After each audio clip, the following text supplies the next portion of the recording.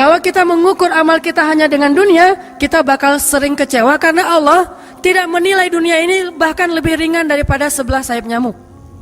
Seandainya kata Nabi dunia ini di mata Allah ada harganya, pasti Allah nggak mau ngasih dunia kepada orang yang tidak beriman.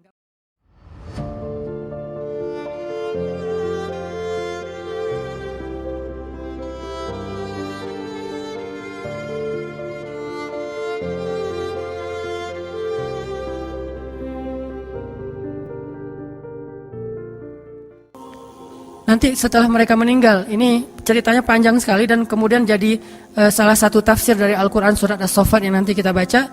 Di akhirat, kalau teman-teman tahu kalau kita baca tafsir itu ternyata ya di surga itu punya jendela.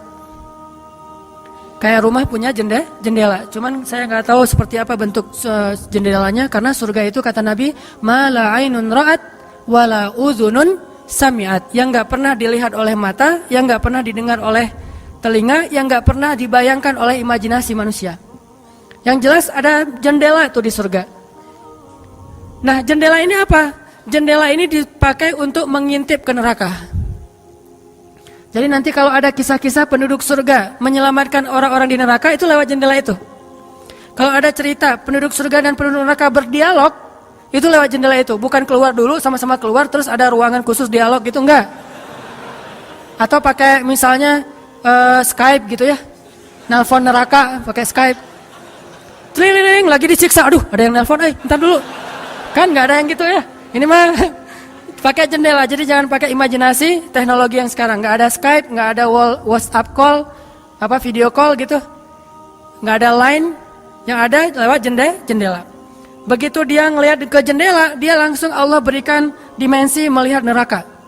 Langsung Allah kasih ruang untuk bisa melihat neraka. Di neraka itu dia akan bertanya kepada malaikat neraka, ngasih kayak kertas gitu. Tolong cariin yang namanya ini. Cariin. Oh ya, ini masa nggak kenal kayaknya di surga. Emang siapa? Hanan Ataki. Penduduk malaikat neraka mah nggak kenal. Amin. Aminin atuh. Mudah-mudahan semua kita tidak dikenal di neraka. Dikenal di surga insya Allah. Kalau ini mah nggak boleh heureuy, ini serius nih mah.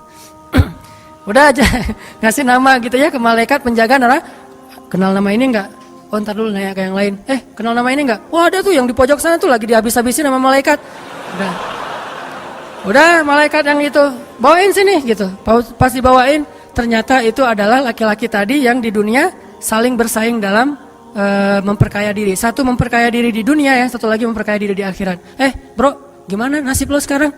Waduh, saya sekarang disiksa segala macam, dia ngaku kesalahannya. Lah kamu gimana? Dulu kamu katanya beli rumah di surga, terus nikah di surga, terus beli kebun di surga, udah dapat. Wah, bukan dapat lagi. Ternyata 1000 dinar itu bukan satu istana loh, bro. 1 dinar itu sekian ribu istana. Sekarang saya 1000 dinar, bayangin aja. Hah, gitu. Makin sakit kan ya? Makin nelangsa, makin stres. Udah di neraka stres pula, stroke lagi, kena kejang-kejang gitu. Enggak di neraka kejang-kejang aja enggak enak, stroke enggak enak, apalagi udah stroke-nya di neraka kan lebih enggak enak tuh. Orang kena penyakit jantung di dunia enggak enak, ini penyakit jantungnya di neraka lebih enggak enak lagi.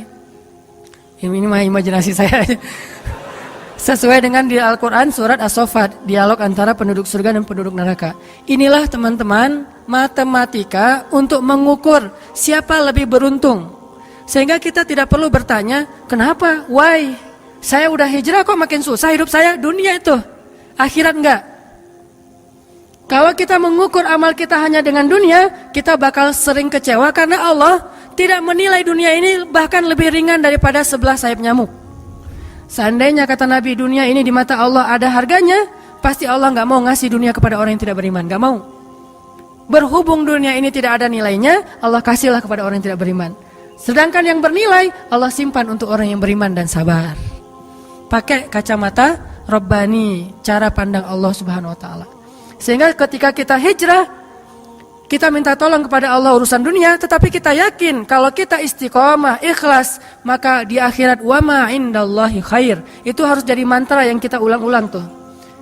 Kalau teman-teman lagi cemburu dengan dunia seseorang, bilang wa ma indallahi khair. Apa yang ada di sisi Allah lebih baik. Udah enggak jadi cemburu tuh.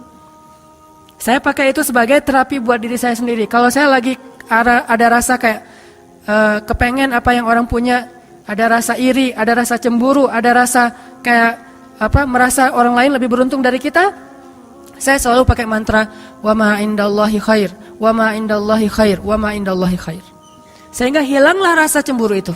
Apa yang ada di sisi Allah lebih baik, apa yang ada di sisi Allah lebih baik, apa yang ada di sisi Allah lebih walal akhiratu khairul laka minal ula wal akhiratu khairu wa abqa. Akhirat lebih baik bagimu dan daripada dunia. Akhirat lebih baik dan lebih kekal.